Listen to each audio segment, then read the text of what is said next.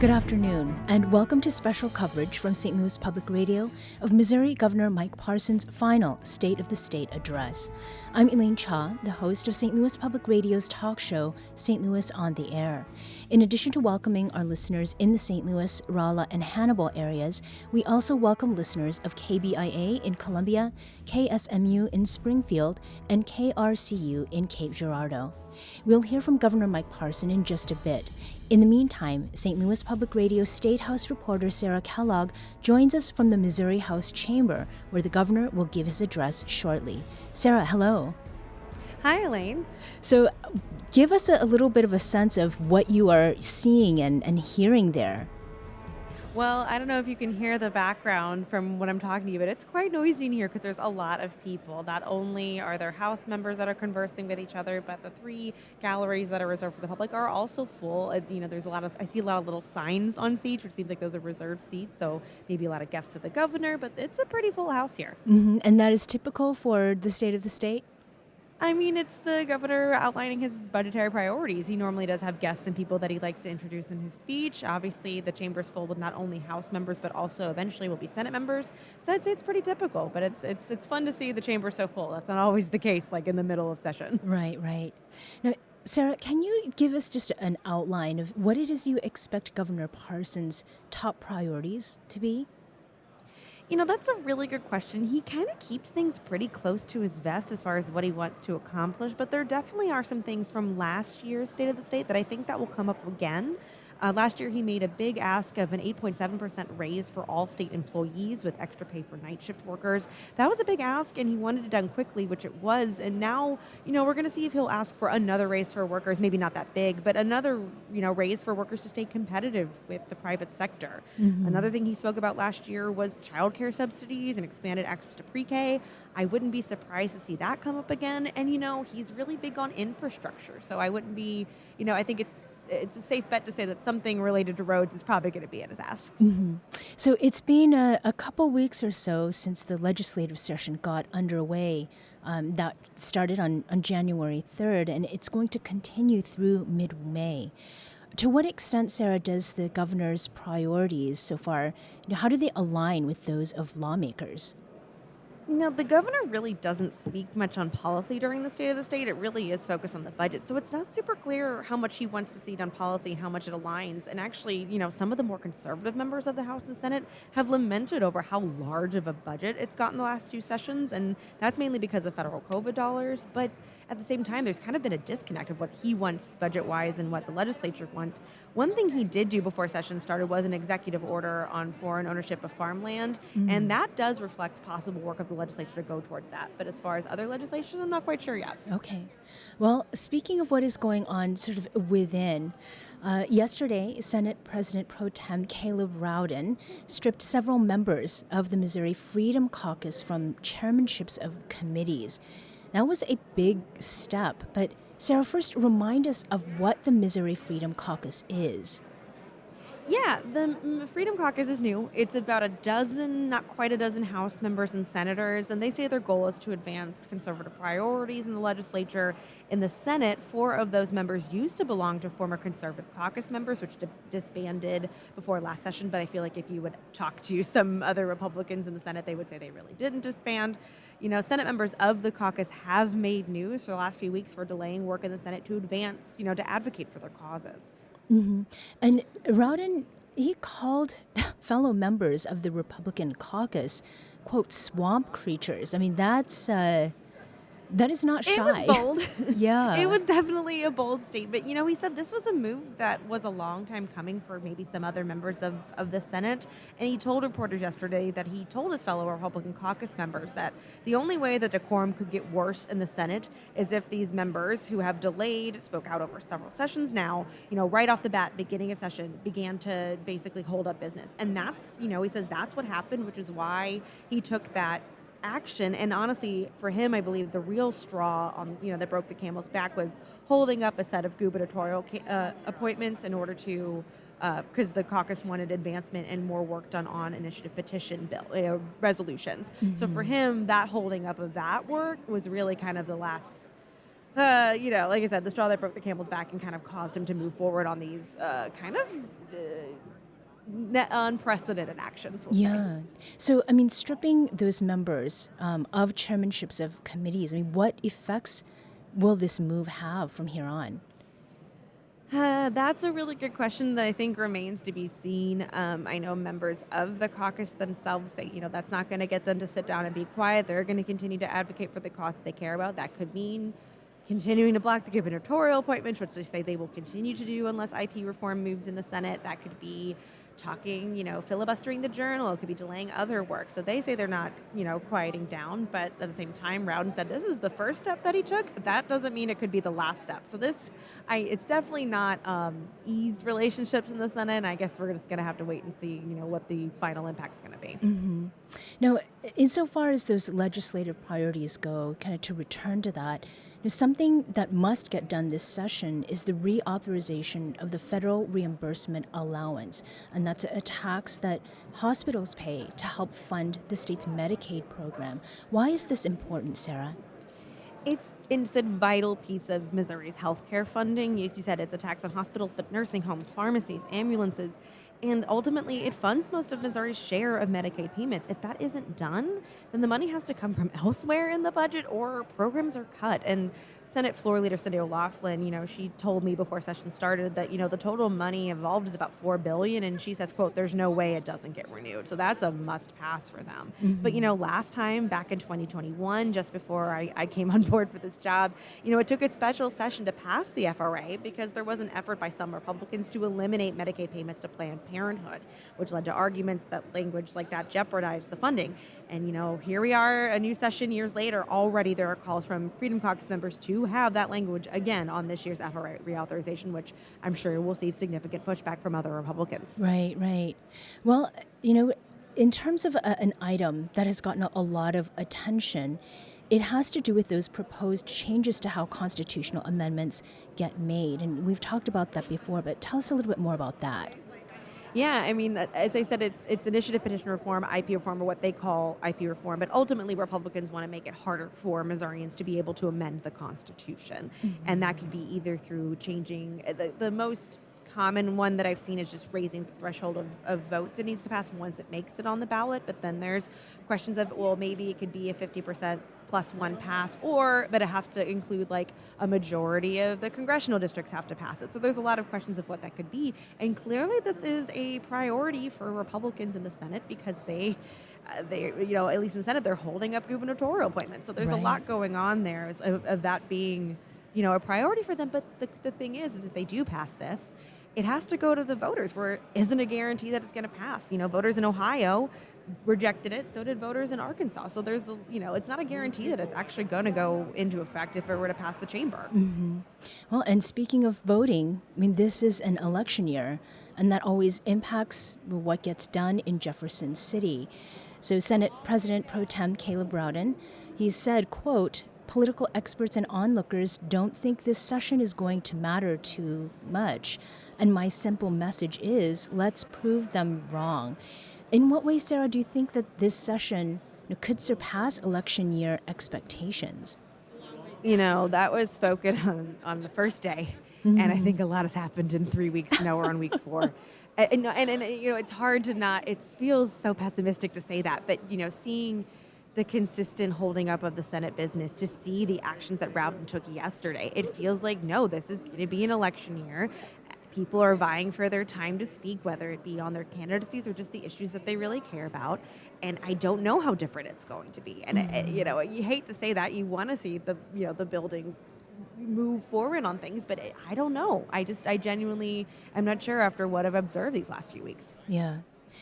Well, the last few years is the amount of time that you've been reporting as the State House reporter for St. Louis Public Radio. And this is going to be the last State of the State address that we hear from Governor Parson because of term limits.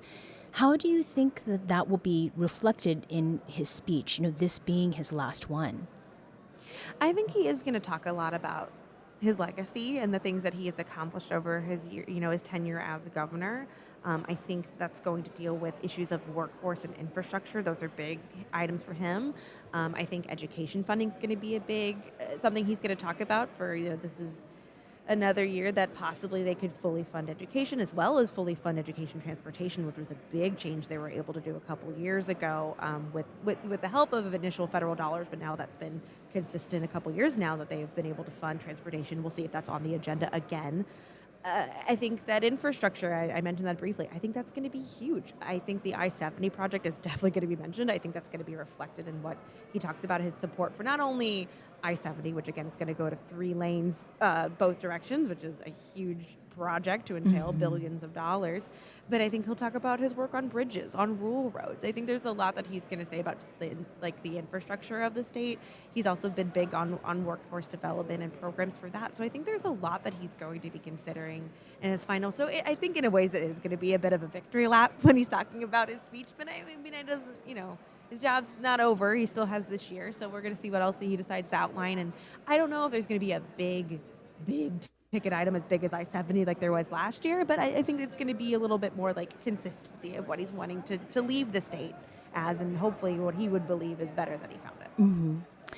We're waiting for Governor Mike Parson's annual State of the State address, and I'm speaking with St. Louis Public Radio State House reporter Sarah Kellogg. So Sarah, I think what you presented is a little bit of what you would imagine that Governor Parson will present about his legacy. What do you think others would say about his legacy in the time that he served?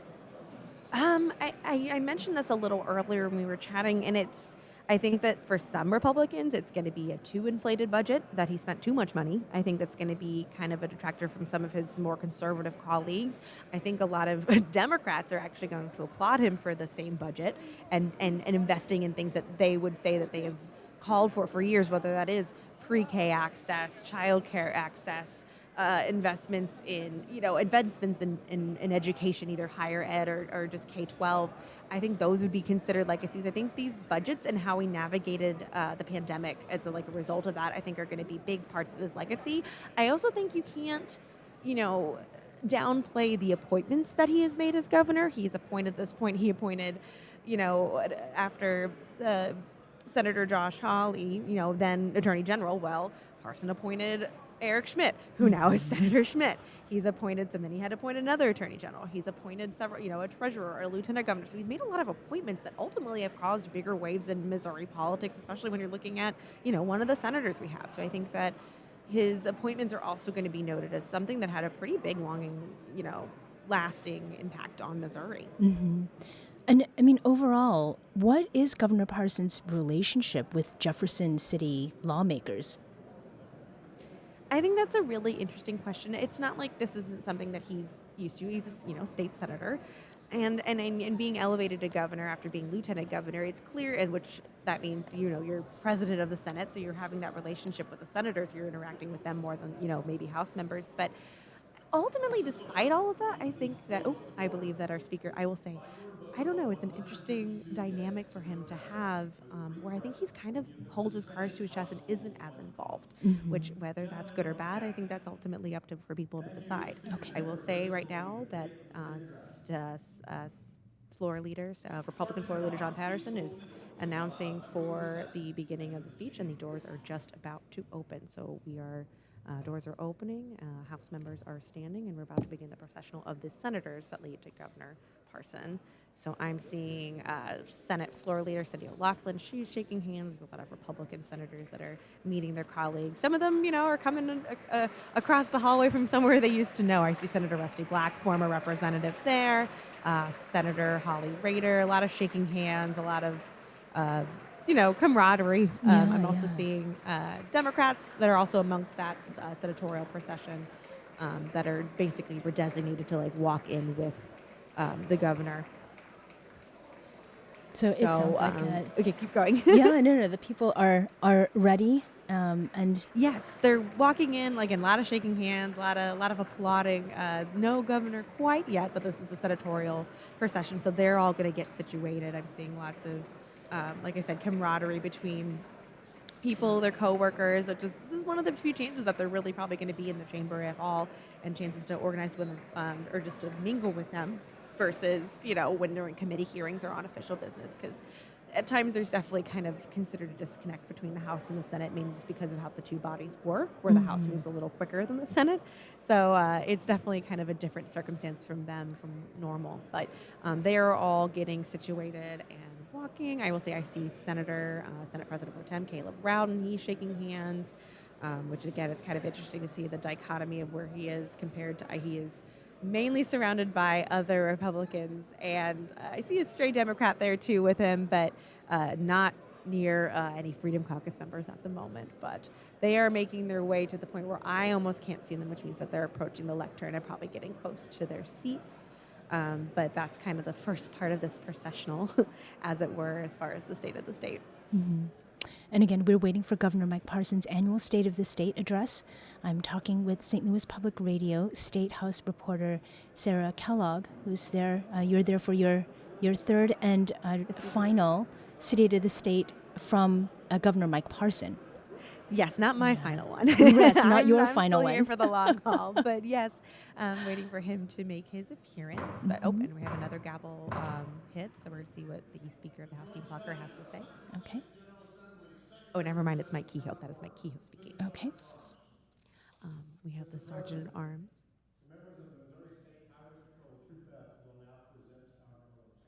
So now we're going to go towards the procession of the colors. The doors are open. We're having Missouri State Troopers, and they are carrying both an American flag and the state flag. So we're doing a presentation of colors, which means it's really quiet in the chamber right now. Okay. But they're going to, which is why I'm a little quieter than I was. But they're walking now towards the front towards the lectern with the Missouri and the American flag. And they are, again, now officially out of my eyesight, which means that they are at the lectern and they will be presenting the colors for the State of the State. It's very quiet in here. If you couldn't tell, you could hear a pin drop pretty much. But once they're finished with it, once this part is completed, we'll probably do the introduction of Parson himself. And we're now waiting for Governor Mike Parson to come up to the dais, take the lectern, to deliver his 2024 State of the State address. Yes, right now the Pledge of Allegiance is happening.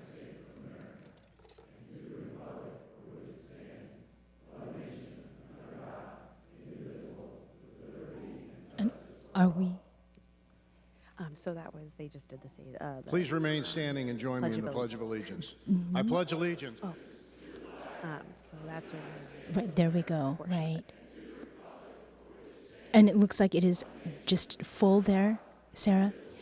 Oh yeah, there is not a stray seat available, especially in the galleries. It looks like there's maybe a couple house seats, but that means people are just going for those seats. Oh, there we go. There's applauding the color guard for the showing the colors, the Sergeant of Arms. And so that's what this applause is for that you're hearing in my background. But no, it's very full here. I don't see really an empty seat. It's a packed house. And now you have to wonder that whether or not this being, whether the fact that this is Parson's last speech indeed means that this is like busier than usual. You don't know. Sure. So now they're doing a quorum call. So they're voting. Senate members are or House members are voting yes on the quorum call to say they are here. And they're also doing a roll call for the senators. So they're making sure everyone is accounted for before the governor makes his appearance in the House chamber. And again, what we are listening to here live from the State House in Jefferson City, we're waiting for Governor Mike Parson to deliver his 2024 State of the State address. Yes. We are still doing a roll call. And it's a roll call right now. They're all taking their, making sure everybody's accounted for.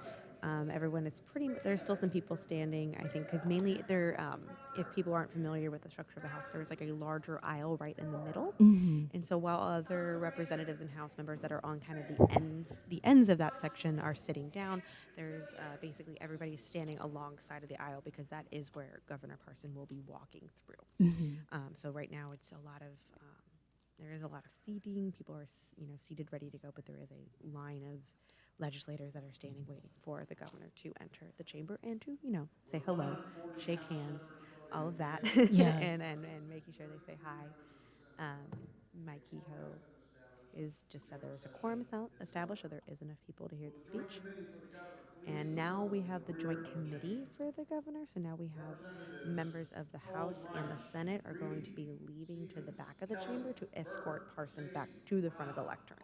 So now I'm watching a set of legislators, both senators and House members, leave towards the back of the chamber, so they will be escorting Parson to the front. Okay.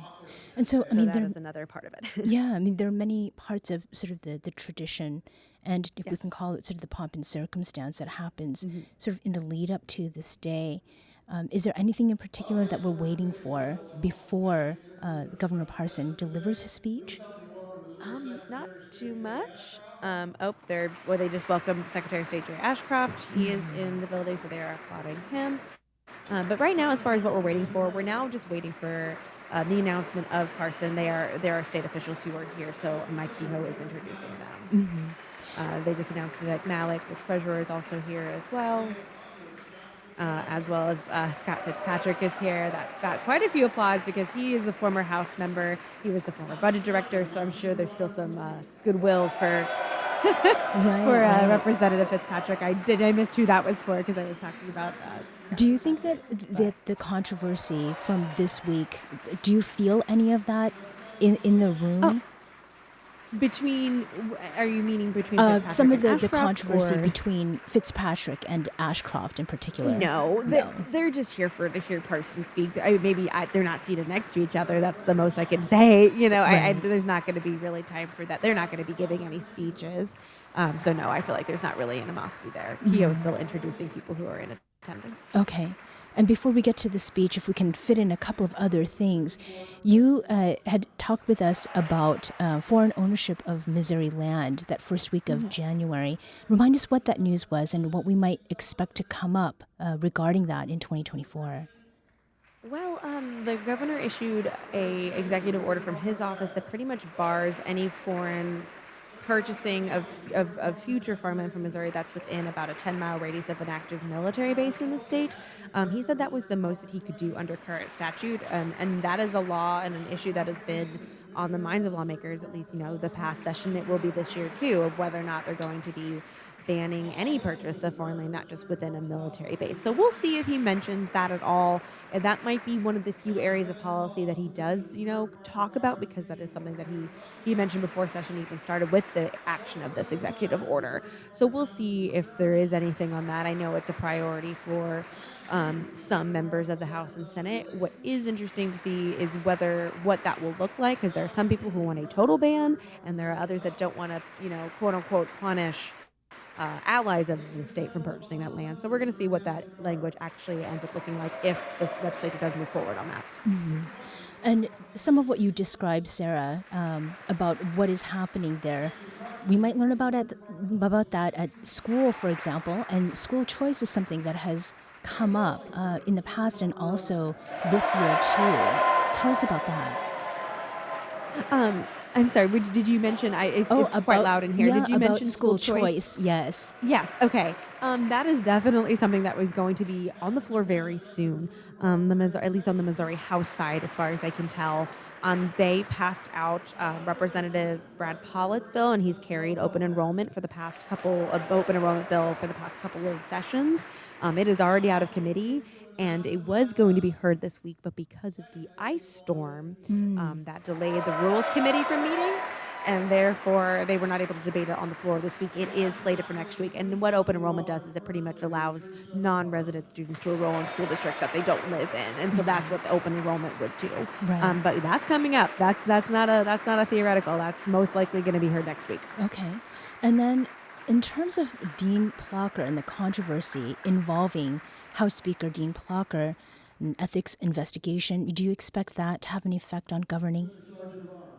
I don't believe it has so far, and I don't really expect it to until the conclusion of the report and the investigation. That is still going on, and honestly, I have been actually, with everything happening with the Senate, I do imagine it more to be, I haven't basically seen it impact the work of the House so far, and I don't expect it to. So now the doors have opened again, and now we are on the committee that was selected to escort Governor Parson. So now we have another series of shaking hands and saying hello. So these are the representatives and senators that were chosen to be on that escort committee. This is a bipartisan and bi-chamber committee, basically both Democratic and Republican lawmakers from both chambers. I see, Senate Minority Leader John Rizzo's on that committee, as is, Republican Senator Lincoln Huff, who's the budget chair. I see Assistant Minority Floor Leader Richard Brown.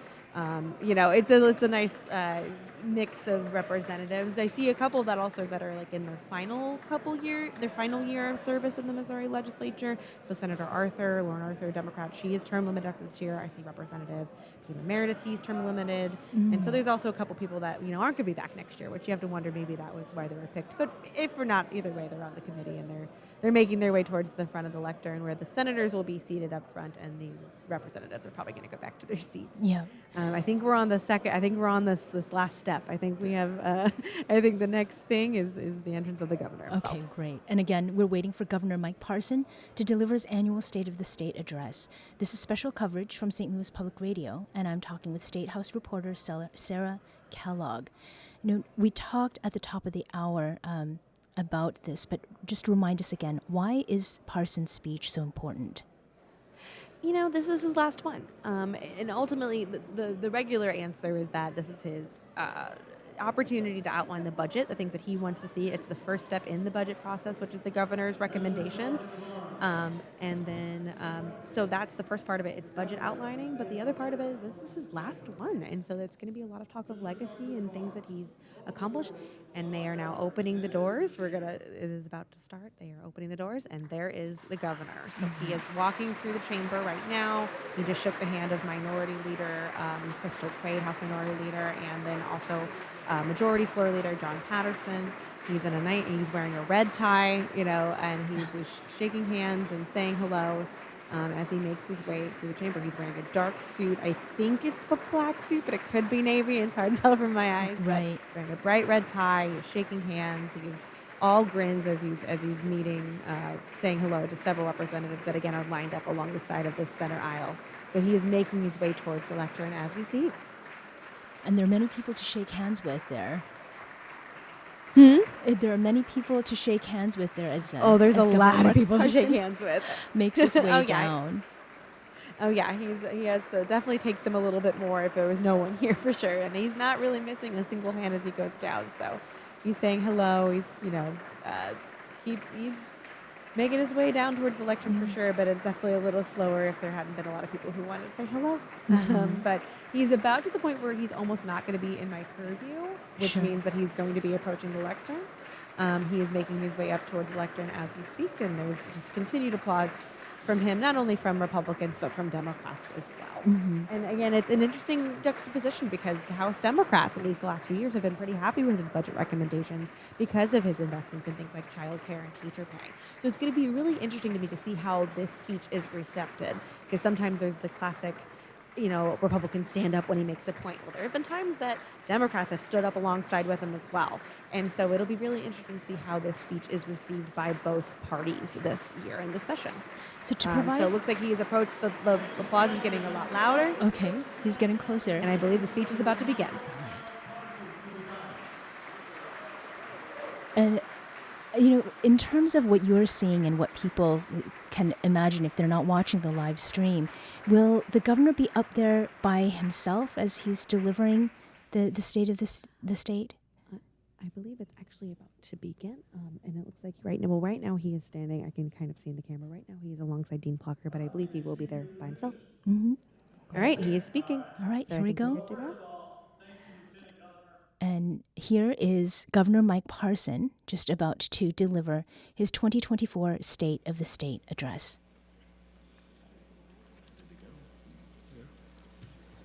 I thought maybe a speaker was going to do this.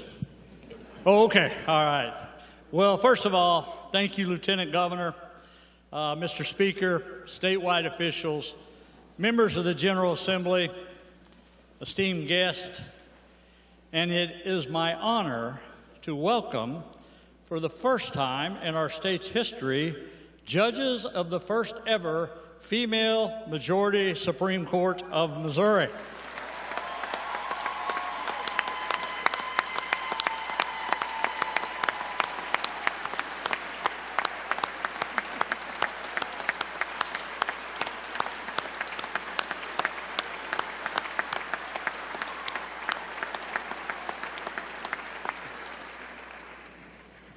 There's another person I want to recognize today that I normally don't do it, but I'm going to do it very quickly.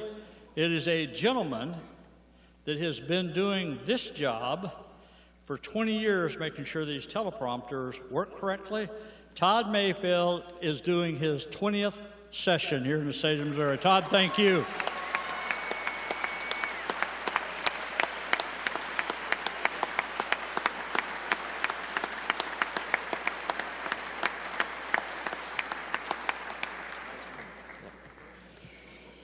Well, to say the least, it's an honor to be joined by the First Lady as I welcome to the dais for the final time as the 57th governor of the great state of Missouri.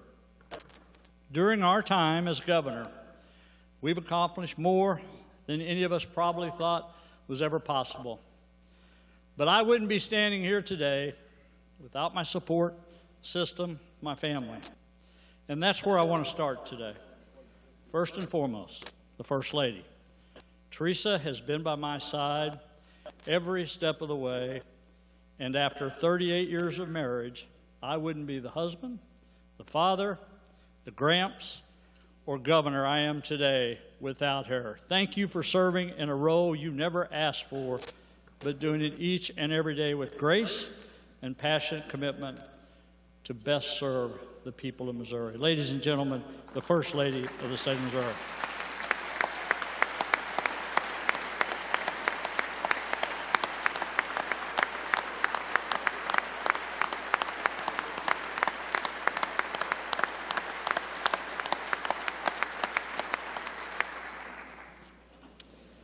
There's another group of people with me today, and it's my family. And I am one of the most blessed people in the world to have the family I have, and for all of them to be here. And it really started with my son and my daughter years ago. That really made me a better person, having those two come in my life, and they're both here today with us. Naturally, they're the ones that have all my grandkids. And I just can't say enough how much my children's meant to me in my life and my grandkids. And most of them are here today, but I do have one I want to give a little bit of a shout out to. It is his first public event at the ripe age of 6 months. So he is with us here today for the first time. And then also I have another great-grandchild on the way that's here. My brothers are here. I have nieces and nephews and cousins, brothers, all my family from here. But I tell you, there's two things I know in life that are important.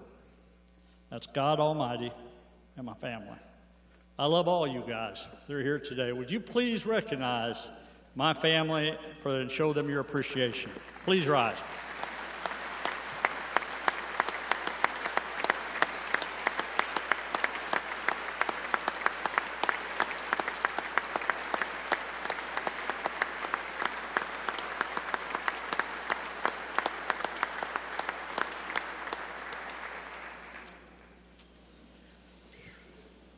Like the legislators in this room and Missourians across this state, my faith, family, and the next generations are the driving force behind the change we have made in Missouri. And last year, when I stood before you, I highlighted many of our historic achievements we've accomplished together. As we laid out bold and historic proposals, I declared that this governor, this dad, this Gramps is not done yet. And I tell you, we are not done yet. And while that's still true, I'm here to tell you we're getting close. After serving 6 sessions in the House, 6 sessions in the Senate, 2 sessions as Lieutenant Governor, and now my 6th and final session as your 57th governor, I am expected to say this is a bittersweet moment. But while the view from this dais facing all of you is a fine sight to see, but it is no comparison to the view of that Polk County farm behind the windshield of my John Deere tractor.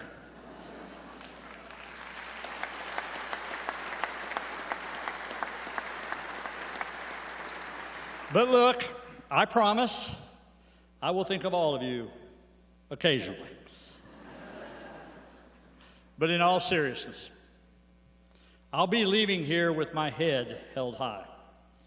Because like many of you who came here for the right reasons, we never wavered from those wise words on our Capitol and inscribed in our state seal. Let the good of the people be the supreme law. In every decision we make, we must look to the effects on the next generations and the ability for them to achieve their American dream. In every decision, we must put people first. Easy said, but hard to do. It's a simple idea that has been our guiding principle since the very beginning. And that's our final commitment to you. Until our final day, we will continue to put people first.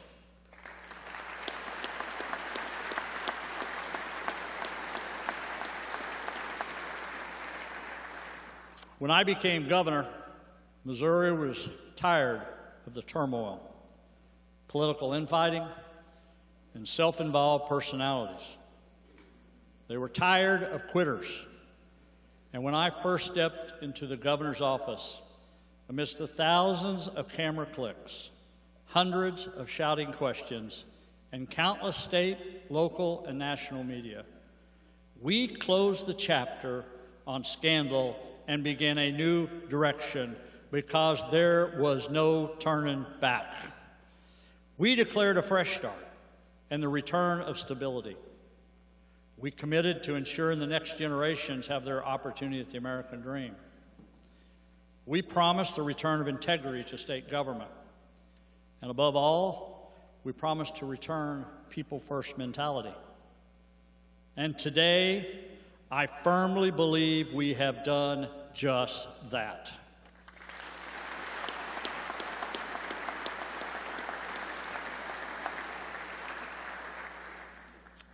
Every year, we have approved conservative and balanced budgets.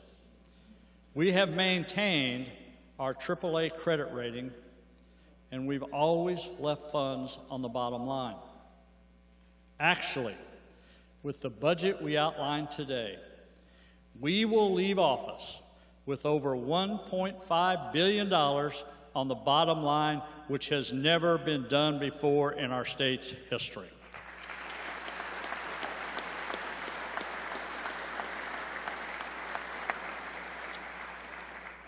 We are also pleased to report that we have paid down Missouri's debt by over $600 million, leaving the state with 53% less debt than when we started.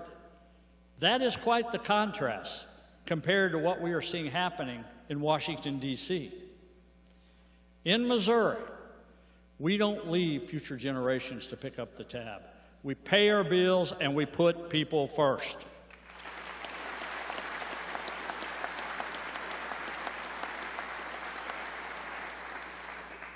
Working with all of you, balanced and conservative budgets have always been the norm, never the exception.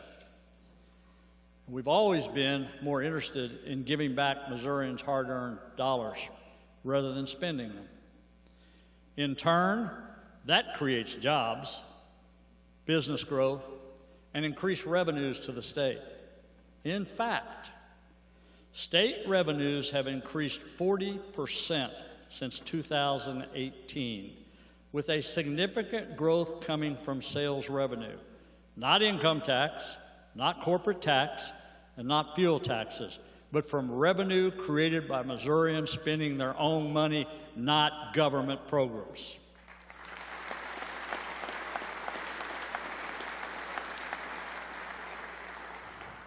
And one of the huge factors is the 3 separate tax cuts we approved, including the largest in our state's history.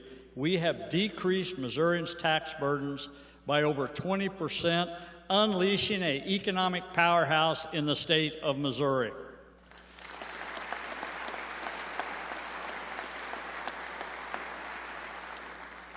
When I became governor, we were ranked 42nd for GDP growth and last among our Midwest neighbors.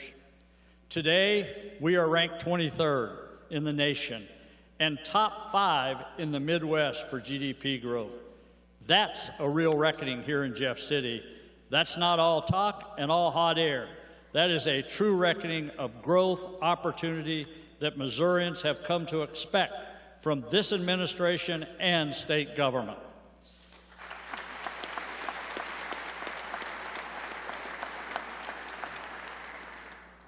That's our leadership creating a real formula for success. And that's something all of us should celebrate in this chamber. Overall, Missouri now has the 13th lowest tax burden of any state in the nation. And under our administration, our unemployment rate fell to 2.1%, the lowest rate ever recorded in our state's history. Actually, it has been so low that our problem is not creating jobs, but filling jobs. Since becoming governor, we have added more than 110,000 jobs to our economy and closed out the year ranked 15th nationally for job creations. And today, as I stand before you for the final time as Missouri's 57th governor, I declare that the state of our state is stronger than it has ever been. You're listening to live special coverage of Missouri Governor Mike Parson's annual State of the State address.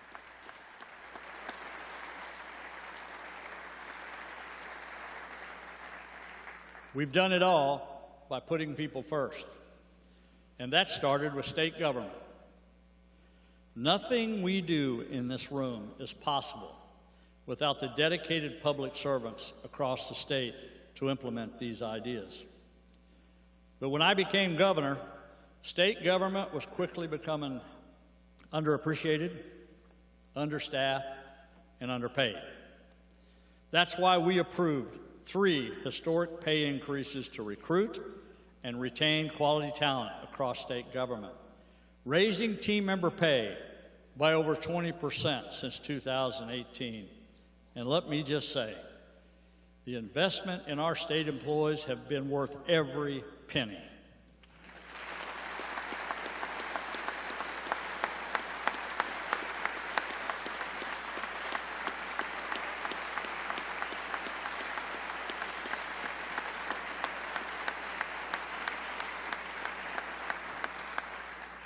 And that's why this year we are proposing an additional 3.2% cost of living increase for all of our state employees.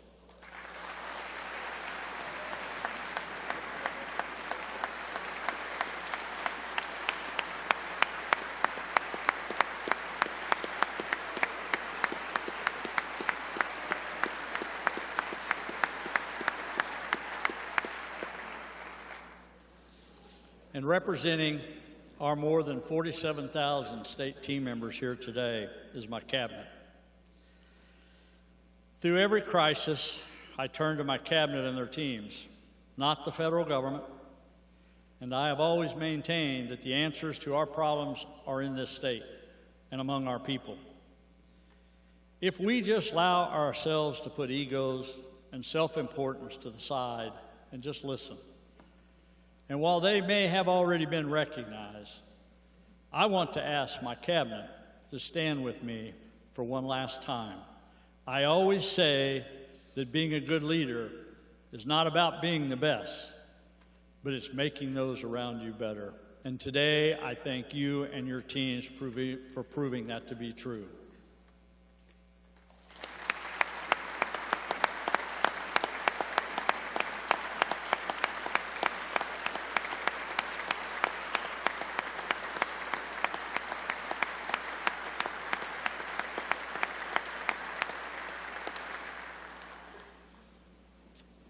Putting people first is something we implemented across state government because we set the example from the governor's office.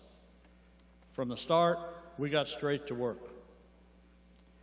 We completed the largest deregulation effort in our state's history, eliminating nearly 1 out of every 5 state regulations.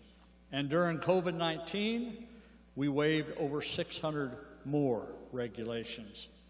By working with the General Assembly, we made many of these changes permanent in statute and improved the regulatory environment in Missouri. Because to be honest with you, many of these rules and laws should have never existed in the first place.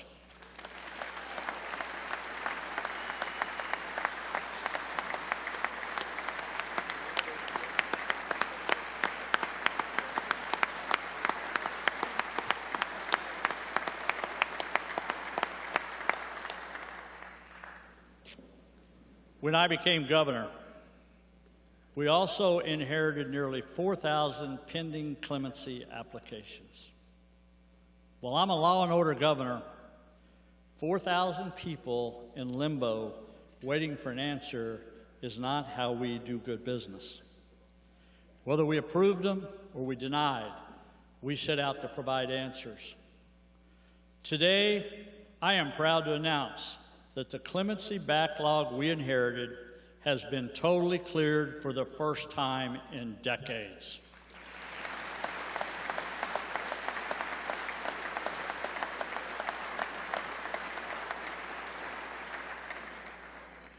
But as a former sheriff, this reform did not mean we were letting people out of prison or forgiving violent criminals. We pardoned people who deserved it. People who had truly turned their lives around. People like Kenny Batson, who joins us here today. In his youth, Kenny was drinking, getting into fights, and found himself on the wrong side of the law. But today, Kenny has turned his life completely around.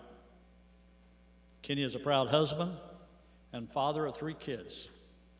He earned both a bachelor's and master's degree and has been a pastor for more than 20 years, including service as a hospice chaplain.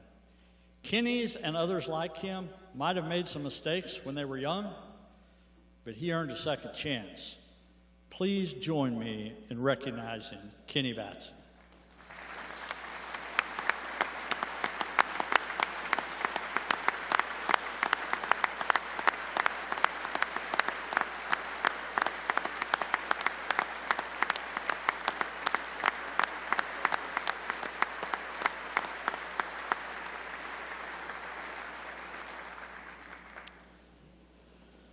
Another way our office has been able to capitalize on historic opportunity is appointing over 155 Missouri judges and 3 Supreme Court judges, meaning more than 40% of the judiciary has been appointed by our administration.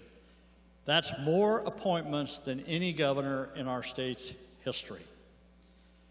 By focusing on core conservative values, we've truly reshaped judiciary for generations to come and guaranteed a judiciary that upholds the law and not the politics of the moment.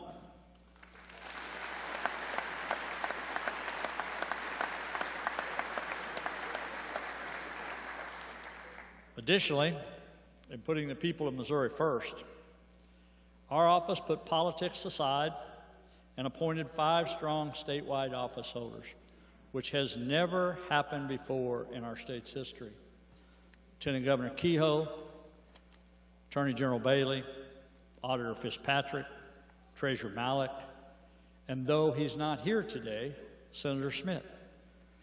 And I thank all of you for stepping up and answering the call to serve Missourians, and I trust you will never quit on the people of the great state of Missouri.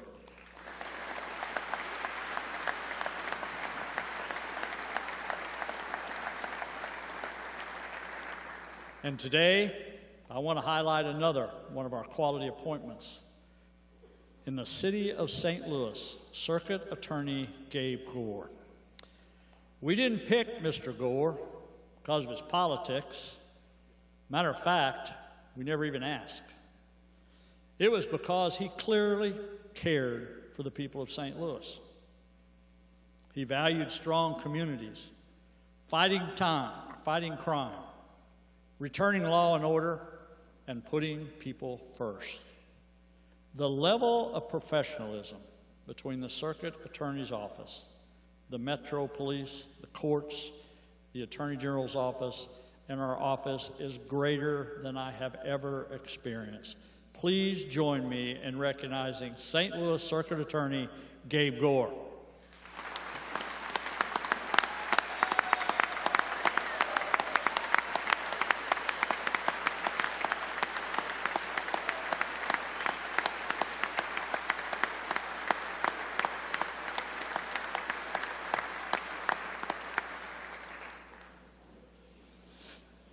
When the history books tell the story of Missouri's 57th governor, I hope it's our workforce development and infrastructure accomplishments that stand out. And this year, as we propose our final priorities as governor, there is no turning back. We know that guaranteeing Missouri's strong foundation starts with a quality education in our children. This year, we will once again fully fund the K-12 foundation formula with an additional $120 million over last year's level, and we will also fully fund transportation across the state of Missouri.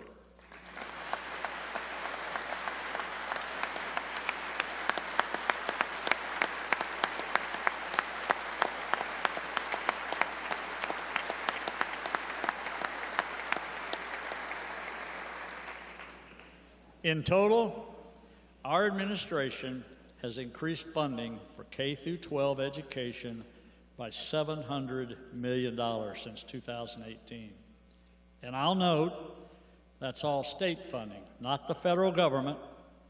And at the same time, our administration and this General Assembly took the first step towards school choice for more Missouri families through our Education Savings Account program, and whether it's public, private, charter, or Christian, we don't care where Missourians are getting a quality education as long as they get one.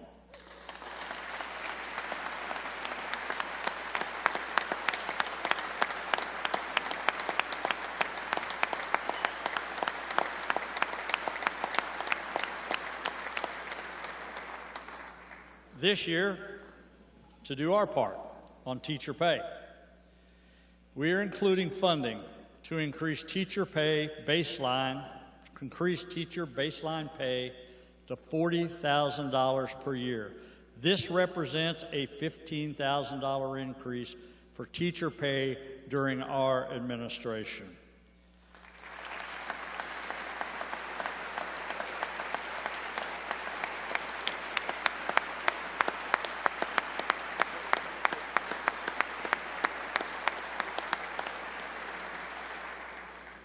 We are also recommending $6 million for Career Ladder. Together, these programs have benefited tens of thousands of teachers in every corner across our state. We've also made historic investments in Missouri's higher education. We've increased higher education core funding by 24% and invested $1.2 billion in state-of-the-art capital improvements and upgrades on our college campuses.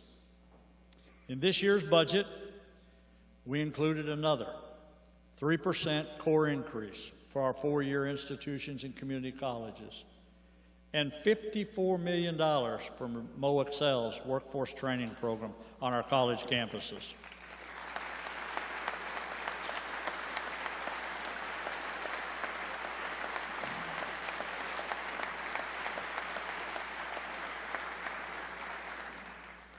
When I graduated high school, I went straight into the workforce and joined the United States Army. And for me, there was no turning back. My path is similar to many Missourians, as nearly 60% of our workforce don't have college degrees. And that's okay, because we all know it doesn't take a college education to be successful. Since 2018, we have helped establish, upgrade, and transform 57 career and technical education institutions across our state, more of our young people are earning a quality skill, a certificate or credential that will help secure them a good paying job without a college degree.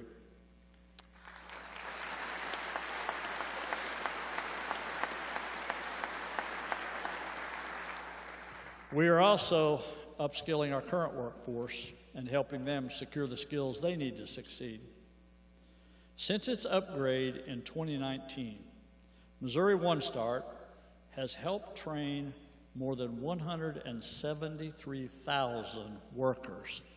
Additionally, since its creation, our Fast Track program has benefited over 1,700 students, with more than 55% going into health care.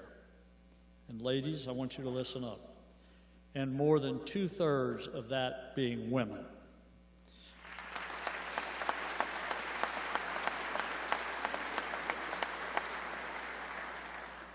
We have also made tremendous progress by prioritizing apprenticeships in this state. And joining us today are some of the individuals who have benefited from our historic support.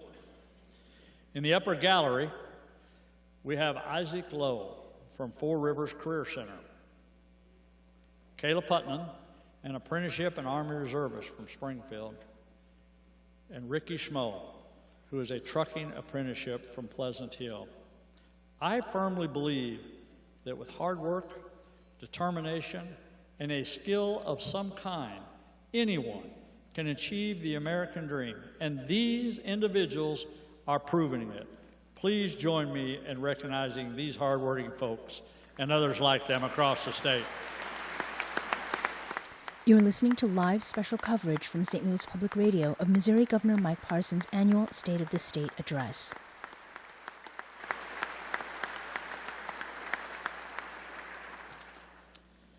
This group represents just a sample of the more than 57,000 new apprenticeships we have added since becoming governor.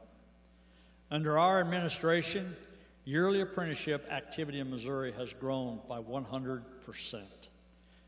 That's why this year we're including another $3 million investment to support even more youth apprenticeship opportunities. As you can see, these targeted investments truly make a difference in the lives of Missourians. And thanks to our past efforts, I'm proud to report that Missouri is ranked second in the United States of America for apprenticeship, and that's something we should all be proud of.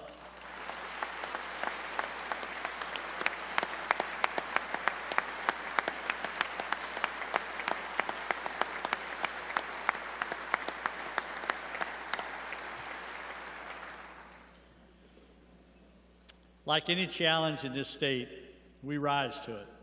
We don't hide from it. This year, we are also investing another $10 million for advanced semiconductor research, development, and skills training, as well as nearly $7 million to support critical mineral development in Missouri. Missouri ranks 4th in the nation for new manufacturing when it comes to semiconductors and critical minerals. We can lead, and we will lead, to ensure we never have to rely on nations like China again.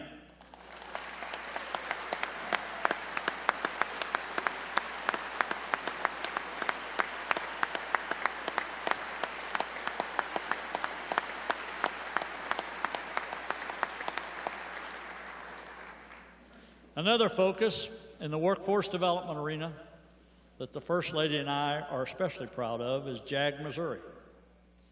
JAG includes students who may be struggling academically, who may have found themselves in some trouble, or are high risk. When we first began JAG initiative back in our lieutenant governor days, JAG was supporting just 6 programs and serving 225 students. Today, JAG Missouri supports 112 programs and serves more than 4,000 Missouri students with a high school graduation rate of 98%.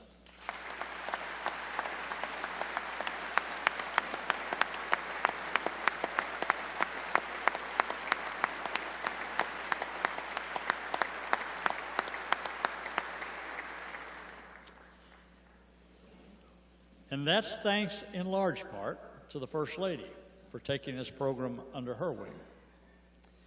In the upper gallery, we have current and former JAG students joining us today. Thanks to JAG, these students are well on their way, whether that's college, the military, or straight into the workforce. And with your help, we can support this life-changing program with an investment of $3.8 million. But if you choose not to stand behind these students in the upper gallery and the thousands like them across the state, it won't be me you have to answer to, but the First Lady herself. Would you please join me in giving these JAG students and specialists here with us today a round of applause?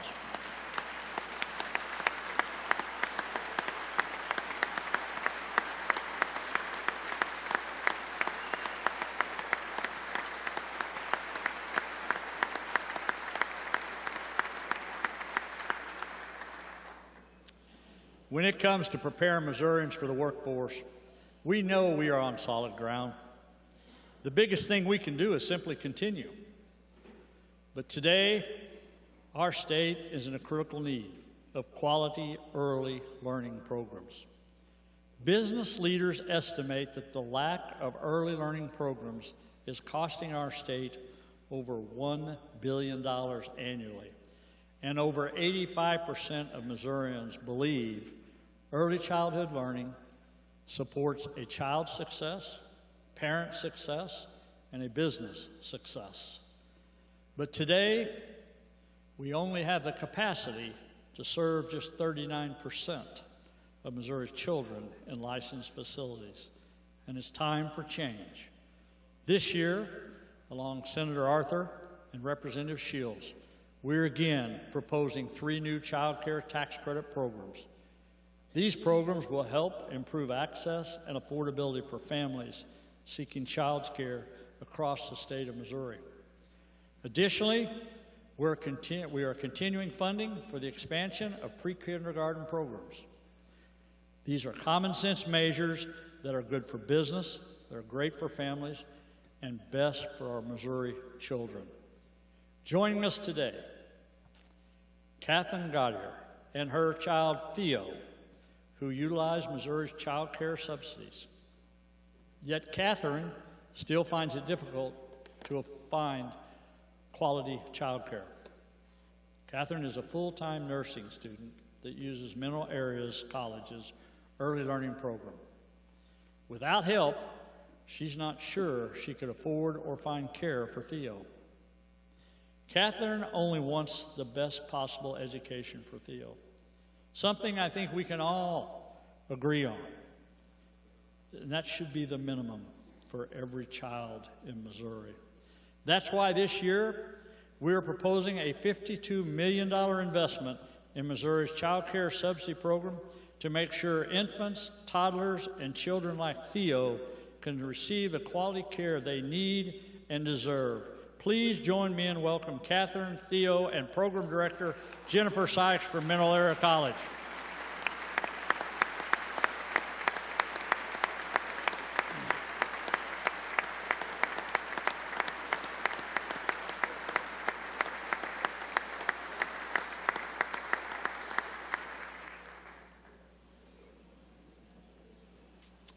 Another issue affecting Missouri children is the fentanyl crisis. Drugs pouring into our country through the southern border is devastating Missouri families. Last year, dozens of Missouri children were lost due to fentanyl exposure. And I'm going to say that one more time. They were lost to fentanyl exposure. They didn't use it. They didn't do anything. They were just exposed to it, and they lost their lives.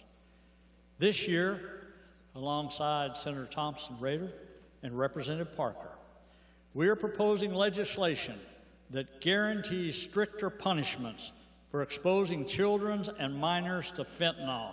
The fentanyl crisis is here, and it's tearing families and communities apart. Children dying from fentanyl is 100% preventable. And while President Biden and the federal government fail to do their jobs by securing our southern border, Missouri will act.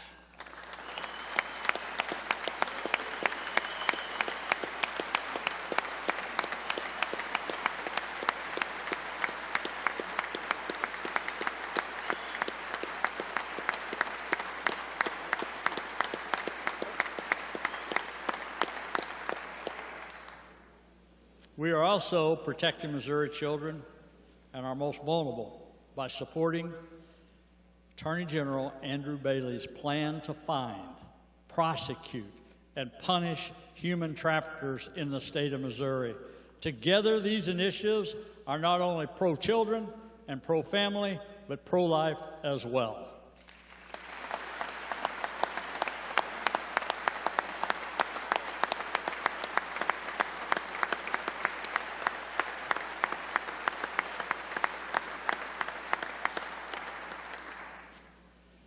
And speaking of pro-life, I want to take this opportunity to highlight our historic success in Missouri's fight for life. When I came to Jefferson City, nearly 8,000 elective abortions were performed annually in Missouri. And as I stand before you today, I am proud to report that number is 0. You're listening to live special coverage from St. Louis Public Radio of Missouri Governor Mike Parson's annual State of the State address.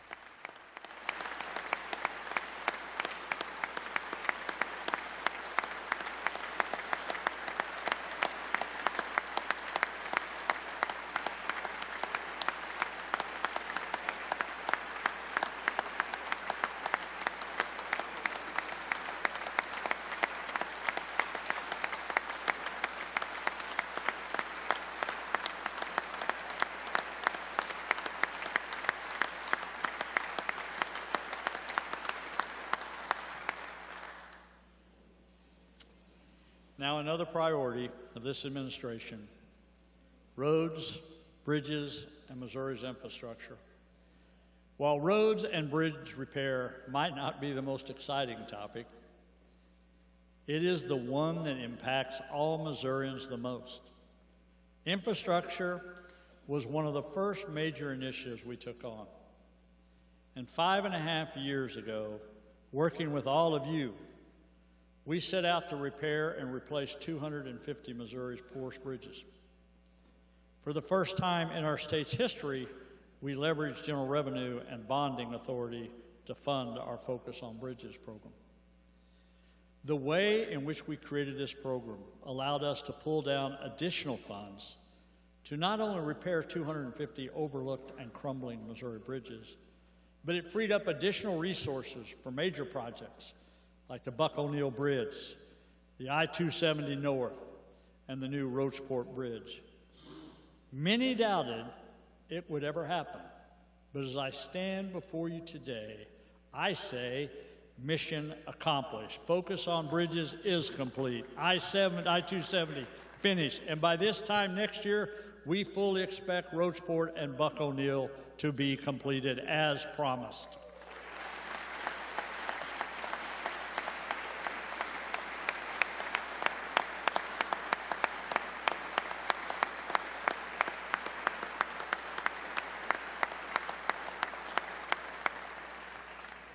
We truly believe that our Focus on Bridge program will be the model moving forward. Because although focus was in the name, it doesn't mean everything else stopped. In total, under our administration, we have repaired or replaced over 1,000 bridges across our state. We have repaired nearly 17,000 miles of Missouri roadway in 5 short years. That's about 50% of all Missouri's entire highway system that has been replaced or repaired. And I'll remind you, we have the 7th largest system in the nation. And as for rural Missouri, with an unprecedented funding of $200 million, nearly 2,000 miles of letters roads have been completed.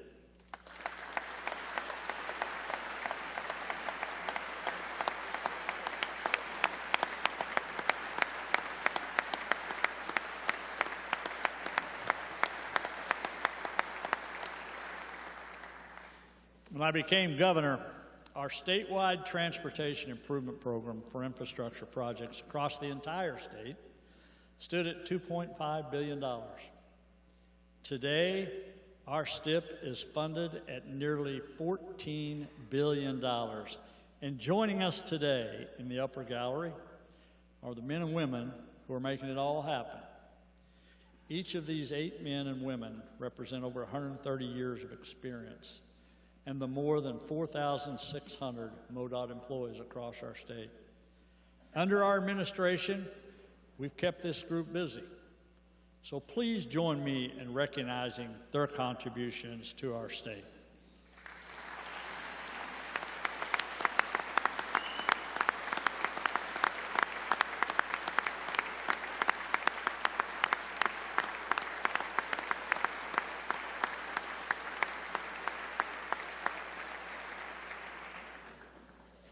The expansion of I-70 has been talked about in this building for decades. Decades of hot air, decades of passing the buck. Under our administration and this General Assembly and the leadership of Lincoln Huff, decades of inaction has turned into action, and this summer, construction on I-70 is set to begin in Columbia, and from there, let's just say there is no turning back.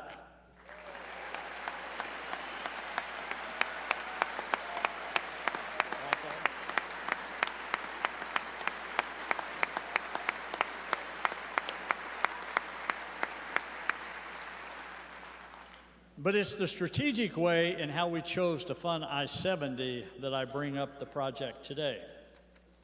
With the smart use of our resources and efficient and effective work, we are projecting a I-70 completion not only on time, but with savings too.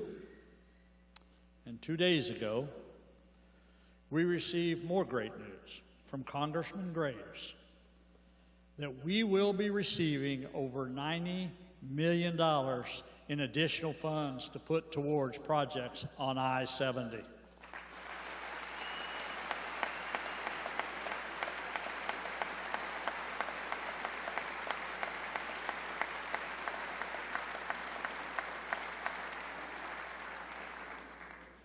With those savings and these additional funds today, we're announcing our recommendation to establish the I-44 Improvement Fund. This fund will build on the nearly $150 million already included in the current STIP.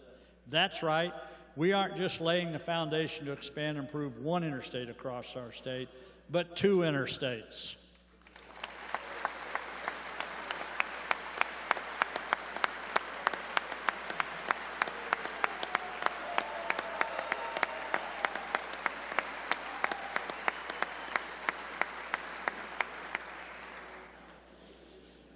Now that all sounds good, but I have more.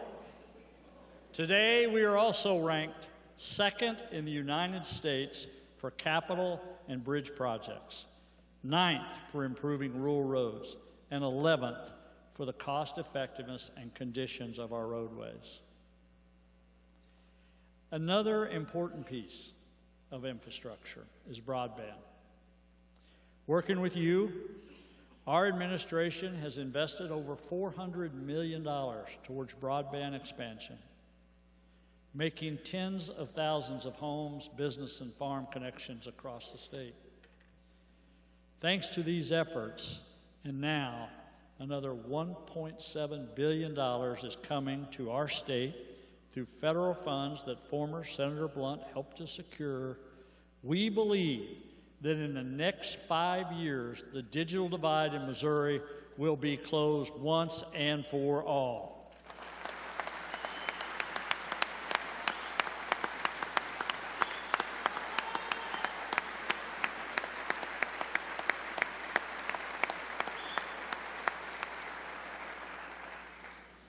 In less than 6 years, we've accomplished more than most governors are able to in 8 years. And I'll remind you, we did it all while challenged with some of the most unprecedented events in our state's history. Whether it was the duck boat crisis, floods, droughts, tornadoes, civil unrest, train derailments, or in 2020, when a global pandemic came knocking at our doors. A crisis that came with no roadmap or playbook. We never backed down or passed the buck. Oh, have there been critics? Sure. But critics are a dime a dozen. And one thing I have learned in life, you will never be criticized by someone doing more than you. It's always be the person doing the least who makes the most noise.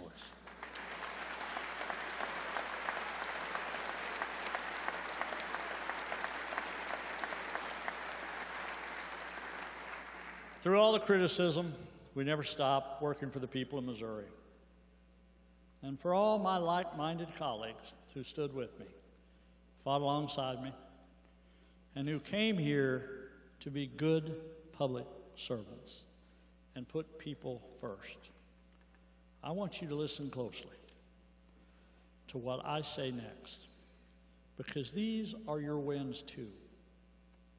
Together, we have reshaped our Supreme Court and judiciary as a whole.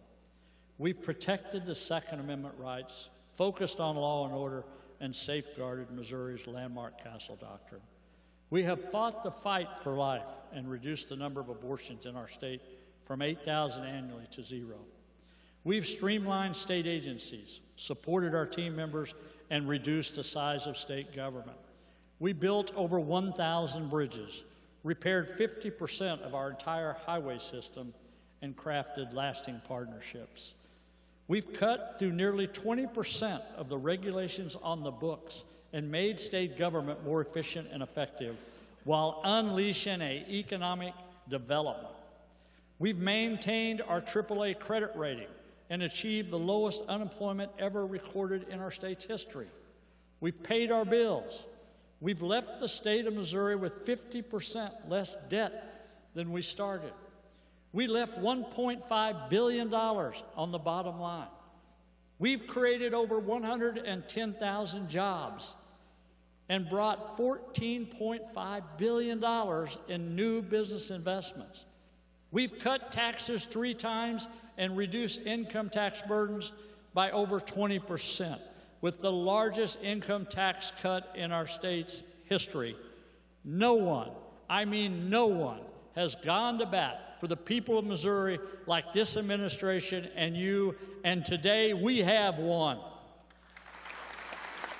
You're listening to live special coverage from St. Louis Public Radio of Missouri Governor Mike Parson's annual State of the State address.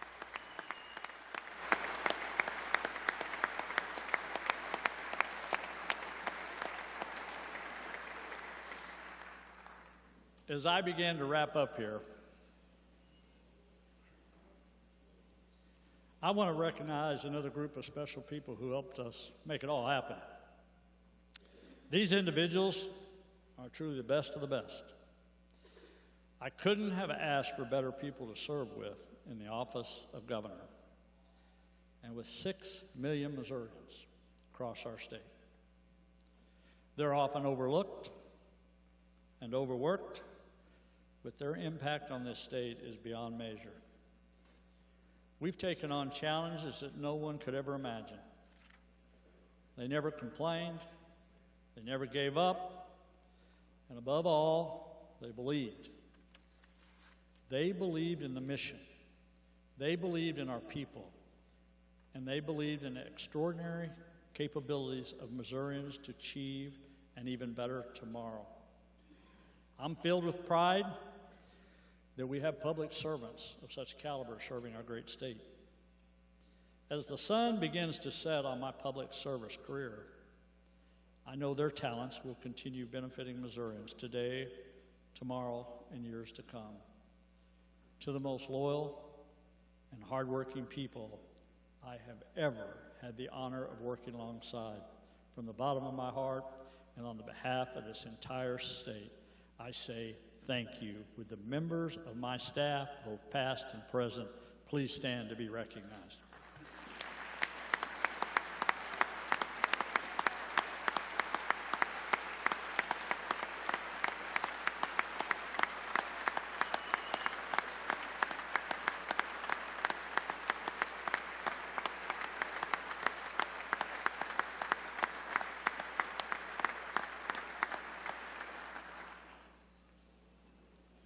As a final message to this body, I'm reminded of an old saying. A society grows great when old men and women plant trees, the shade of which they know they will never sit in. To summarize, it's all about putting people first. Ladies and gentlemen, that's been the focus of this administration. We've planted the seeds today for a better Missouri tomorrow.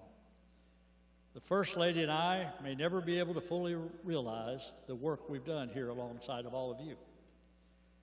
But that was never the purpose in the first place. The point is that all of our kids and our grandkids across the state will. With faith, family, and freedom at the forefront, honoring the Constitution, and leading with the ideas of the Declaration of Independence, putting people first. That's what leadership has been to us. In Missouri, our economy is strong. Our democracy is strong. Our people are strong. And we can keep it that way if we continue to put people first.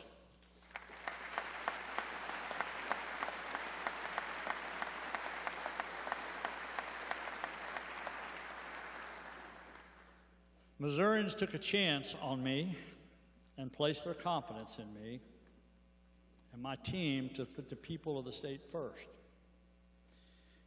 You gave me the largest victory margin of any Republican governor in modern history, and I will forever be grateful.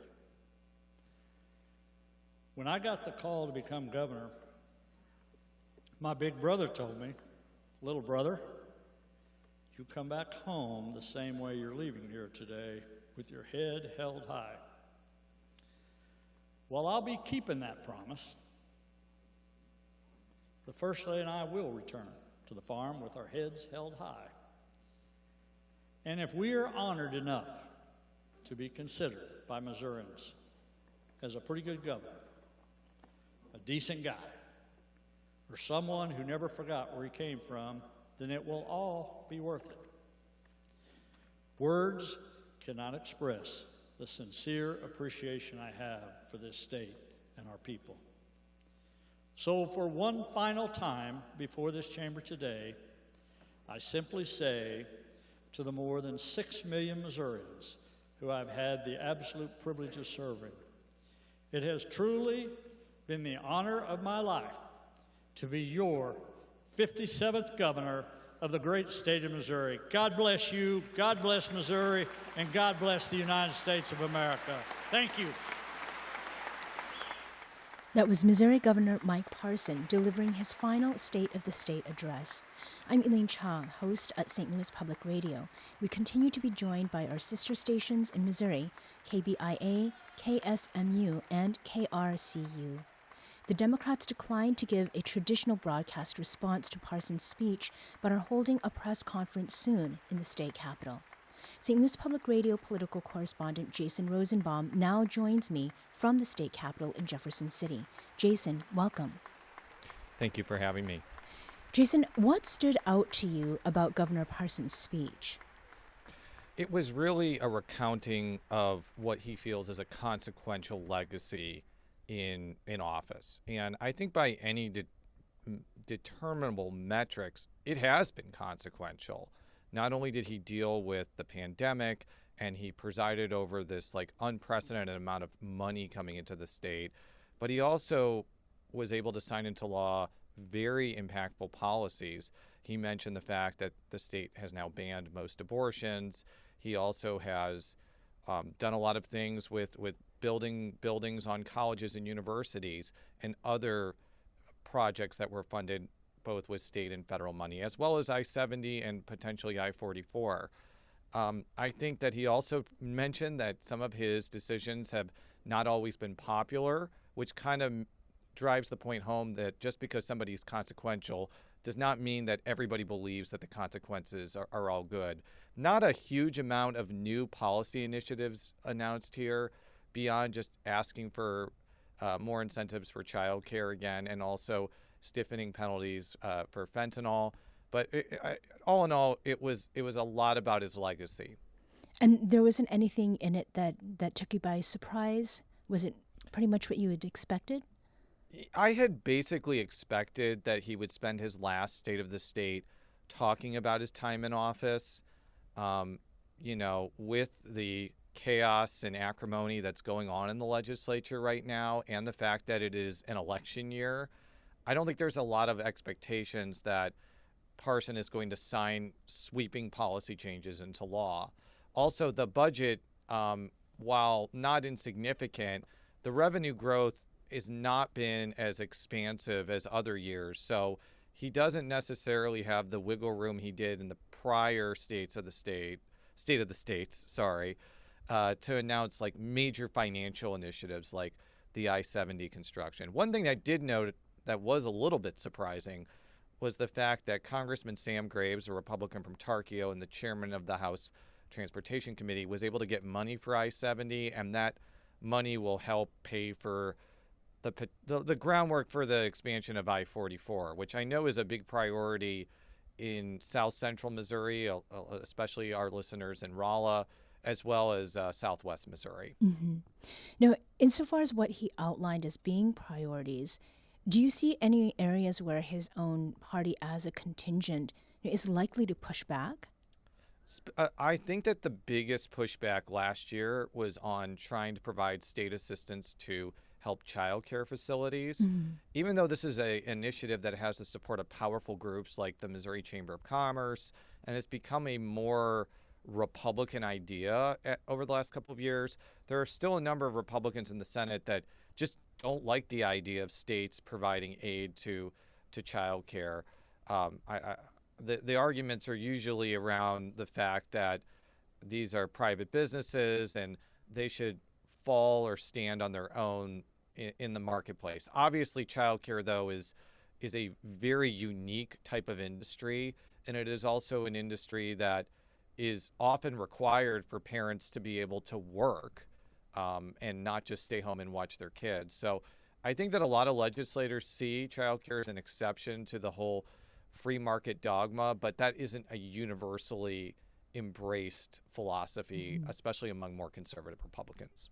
Jason Rosenbaum is a political correspondent for St. Louis Public Radio. Thank you for your analysis, Jason. Thank you. Also, thanks to our statewide audience. You've been listening to special coverage of the Missouri State of the State Address. In St. Louis, I'm Elaine Cha. Thank you for listening.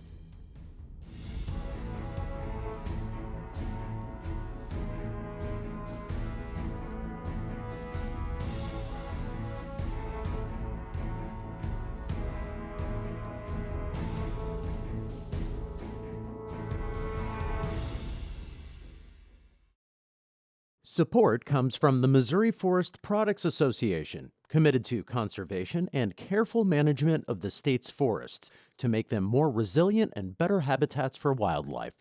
ChooseWood.com.